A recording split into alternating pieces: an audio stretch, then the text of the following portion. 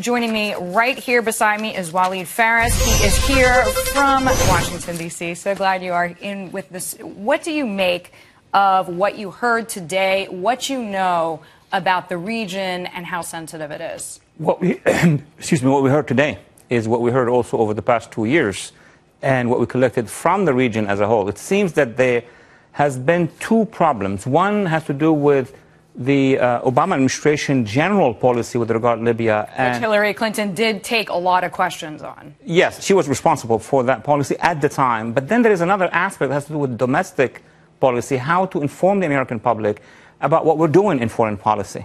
First point was, why is it that while the administration and Madam Clinton, at the first hour, knew that this is a Ansar Sharia organization doing it, why did they want to say otherwise, or why did they not say at the time? Is there something about our relationship with that organization? So that's my biggest question. Okay, that is a great point, because I have not heard. I was just going to say maybe this is a managing of information situation. Is that possible? Well, that could be the first 10 minutes, 15 minutes, an hour or two. But after that, as long as we heard read those emails, they knew it was Ansar Sharia. And they communicated with other leaders of Tunisia and Egypt. If it's Ansar Sharia, they were trying to find out why, because it seemed that there was a partnership with Ansar Sharia. Waleed, if I'm a conspiracist, what would I be thinking right now? I'll be thinking that they were very badly advised and they made very wrong decisions by initially partnering with an organization, and that organization hit American interests and killed Americans. They didn't know how to break that story to the American public. So someone out being very interested in knowing who gave them the idea of a video. It did not work, because even the Arab leaders knew it was not a video. So there was a lot of chaos in the way they moved. Okay, that is actually what you just described, that potential scenario would actually make the most sense, because that's the only way all these pieces fit together. I wanted to ask you, there was a U.S. fatality earlier today. A senior defense official is confirming to Fox News that a special ops raid rescued numerous Iraqis who were held captive by ISIS. And we know that the U.S. sees Iraqi Kurds as very loyal to the U.S., very much on our side.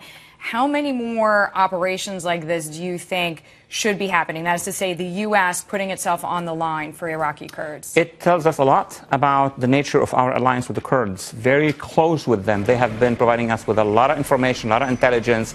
They have been fighting with us against ISIS. So this is a friendly support operation to free our allies. The question is, will we do it for others? Will we do it for the Yazidis and the Assyrians, those who have been the other persecuted groups who in the Middle East and have Iraq? An interest in seeing Assad tumble as well? Well, first in Iraq, there are 5,000 Yazidi women who are in the hands of ISIS and the other jihadists. Will we do something for them? And of course, in Syria, you have a similar situation. So that operation should be a policy. It's not just a tactical operation. It shouldn't be ad hoc. You're saying the U.S. should confirm and commit to a policy. Yes, but we need to do more than that. We need to train them to do it. At the end of the day, the Kurds should have special forces. The Assyrian, the Yazidis, and those in Syria, the moderates who are fighting against ISIS, should all be trained by us. We should be more serious in training more allies on the ground. What would you say to people who have said that at one point that was attempted and it failed? Well, this is a war. And in every movie of war, let me speak to the simplest of all of us, there's always fatalities when we conduct a right operation. It's the end of the operation. Have we freed or not? We have freed, so it is a successful operation. And as you say, it is a war. Therefore, it is a much longer term than any one isolated incident. It is so good to have you here. Thank you so much. Waleed Phares joining me there, Middle East analyst.